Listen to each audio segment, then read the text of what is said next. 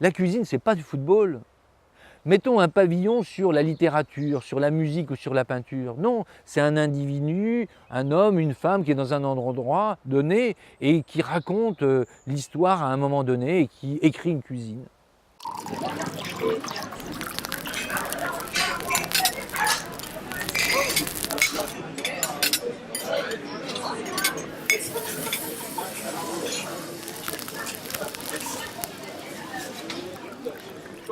En 2014, je reprenais encore des fonctions en étant mandaté par l'ensemble de ces chefs dans le monde.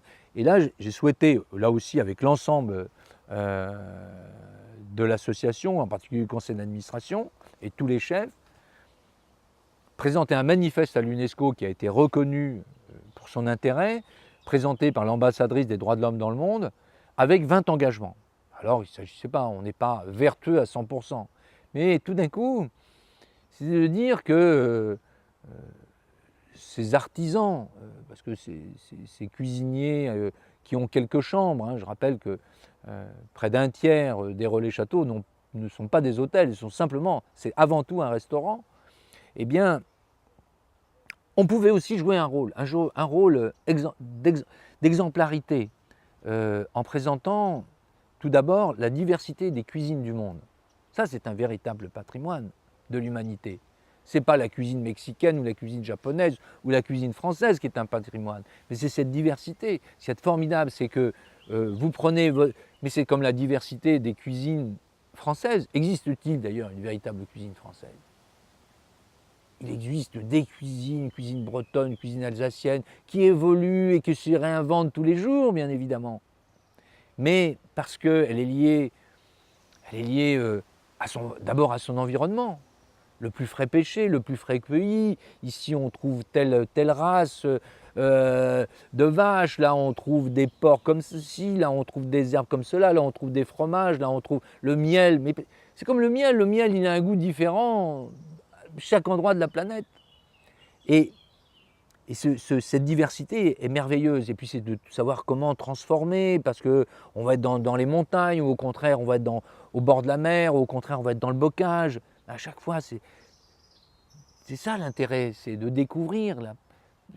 Toujours la première forme de plaisir, c'est répondre à cette première aspiration qui est la curiosité. Découvrir d'autres manières de vivre, de respirer, de réfléchir, même peut-être essayer de comprendre ces différentes manières de rêver. Et là, il nous a semblé que c'était aussi le rôle de cette association d'aller jusqu'au bout et de présenter cette diversité des cuisines avec chacune d'entre elles une biodiversité végétale, animale, des savoir-faire, d'une culture. Donc, environnement naturel d'un côté, environnement culturel, et puis évidemment environnement affectif, parce que la cuisine, pour que la cuisine soit bonne, quel que soit l'endroit du monde, elle s'écrit avec le cœur. Et ça, c'est peut-être le premier dénominateur commun de toute bonne cuisine. Quand hier, nos amis anglais s'intéressaient avant tout à leur gazon et qu'aujourd'hui ils s'intéressent à leur potager, mais la France a peut-être gagné. Bien, c'est autrement plus intéressant de gagner en disant on a une cuisine qui est meilleure que les autres. Non, on a fait comprendre que toutes les cuisines du monde avaient un intérêt, pouvaient être belles et grandes et parfaitement évoluer et que toute cette jeunesse du monde s'approprie une cuisine à chaque endroit de la planète. D'ailleurs, la cuisine, pour exister, a-t-elle vraiment besoin d'un pavillon au-dessus de la tête? Moi, parfois, j'ai évidemment des amis qui sont au centre de la France. Mais si je prends alors j'allais dire un jeune, non, voilà, un vieux cuisinier de la mer, en Australie ou en Patagonie, mais j'ai peut-être plus de points communs avec cet homme qu'avec un copain comme Michel Braque, alors que c'est mon ami, qui est au milieu de l'Aubrac. Pourquoi? Parce que, d'abord, avec tous ces cuisiniers de la mer dans le monde, je vais pouvoir porter un regard sur l'horizon, qui est l'infini. Donc ça, c'est quelque chose que nous partageons. La deuxième chose, on est souvent comme ça le long du rivage et on a le garde-manger de la mer. Et puis sur la falaise, on va avoir 2-3 herbes. Et puis de l'autre côté de la falaise, on va avoir 2-3 légumes. Et puis on a toujours cette bouteille à la mer qui peut arriver de je ne sais où, d'un autre rivage, d'un autre soleil. Et on va l'ouvrir, et là, quelques graines, une écorce, une racine. Pour tout d'un coup, donner vie à notre propre cuisine, sachant que quelqu'un qui vit au bord de la mer, il peut toujours se demander s'il est arrivé hier, mais une chose est certaine, il sait qu'il peut partir demain. 3 planches, un bout de bois, une voile, on s'en va. Le tapis roulant de la mer, c'est un tapis roulant. Et on peut toujours s'échapper. Donc ce point commun, donc, les cuisiniers des bords de mer ont plein de choses à se raconter, comme tous les cuisiniers dans le monde qui sont des montagnards, que ce soit au Népal, que ce soit dans la cordillère des Andes, que ce soit dans les Alpes. Comment conserver les aliments l'hiver? Comment transformer le lait? Comment garder la viande? Ça, c'est passionnant. Il y a plein de points communs, mais à chaque fois, c'est différent. Et c'est une manière de découvrir, de rencontrer, de découvrir le monde et de rencontrer l'autre, le différent, à travers la cuisine.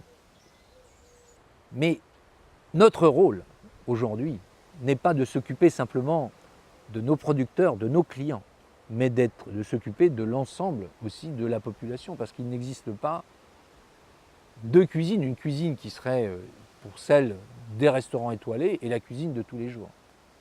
Ça, c'est une évidence. Et donc on a cette prise de conscience, c'est fait petit à petit, d'abord parce que j'étais obligé de fermer mon restaurant qui avait 3 étoiles suite à un problème de santé où j'étais obligé de me soigner. Donc voilà, j'ai voulu mettre l'ensemble, d'abord ma famille et aussi tout mon équipage à l'abri d'un problème plus grave. Et ensuite, je me suis bien rendu compte que mon rôle et le rôle de tous les cuisiniers, c'était de défendre les producteurs, mais dans leur globalité pour qu'ils puissent fournir l'ensemble de la population, et puis aller au-delà, faire en sorte que le plus grand nombre, et peut-être tous, puissent avoir le droit au bien manger. Il faut expliquer que le gaspillage est non seulement une perte économique, mais surtout une indécence par rapport à ceux qui ont peu. Nos grands-parents disaient, on va dire, bon là tu radotes des vieux trucs, mais nos grands-pères disaient, finis ton pain, il y en a trop qui n'en ont pas. Mais c'est tellement vrai. C'est une multitude de petites choses, de comportements dans nos cuisines, par rapport à ces producteurs, par rapport à ces manières de travailler, par rapport à ces manières de valoriser des produits qui ne sont pas nécessairement onéreux, de tout d'un coup entrouvrir la porte d'une cuisine qui serait beaucoup plus accessible. Et puis c'est aussi d'alerter et de lancer des coups de gueule. Lorsqu'il y a cette fusion Bayer-Monsanto, qui est l'une des plus grandes transactions financières de l'histoire, tous les cuisiniers du monde, et en particulier, donc ça s'est lancé avec les cuisiniers Relais-Château, mais derrière, c'est tous les cuisiniers qui comprennent, et par rapport pas simplement les cuisiniers, mais par rapport aux producteurs eux-mêmes, c'était la goutte de pesticides de trop. C'est-à-dire que vous avez Monsanto, c'est-à-dire, c'est quand même curieux, c'est deux compagnies qui sont nées, qui faisaient des bombes et des explosifs pendant la guerre. Il a fallu qu'ils se réinventent après la guerre, évidemment, puisque la paix, heureusement, était là. Et d'un coup, ils ont dit, bah, tiens, on va en faire des engrais, on va en faire des pesticides et des insecticides. On en a mis plein les champs. On ne peut pas leur en vouloir à toute cette population d'agriculteurs et cultivateurs. Depuis des générations, ils grattaient la terre, ils se cassaient le dos pour désherber. Un jour, il y a un gars qui est arrivé avec une poudre blanche. Il dit, tu peux en mettre, t'en as plus, t'as besoin de le faire. On l'aurait tous fait. Seulement aujourd'hui, on connaît les conséquences dramatiques sur la santé de nos enfants. Donc là, on se dit, stop. Eh bien, cette fusion a été une espèce de prise de conscience en disant on ne peut pas laisser faire ça, pas simplement pour nos petits producteurs et simplement de petits précarés, nous, de restaurants étoilés. Non, il s'agit de l'ensemble du végétal et de l'agriculture au niveau de l'Europe et au niveau du monde. Et que les dégâts orchestrés, les empoisonnements de la terre et des hommes orchestrés par Monsanto, qui d'un côté empoisonne, et l'autre, la compagnie qui fait le médicament, qui est censé guérir la maladie engendrée par celui qui vient d'absorber, c'est quand même formidable, quoi. Et prendre l'ensemble de la population pour... voilà, on a l'impression qu'on est un support simplement pour qu'ils fassent simplement des profits et se gaver un peu plus en empoisonnant tous nos enfants. Et en asphyxiant tout le monde agricole. Ça, c'est insupportable.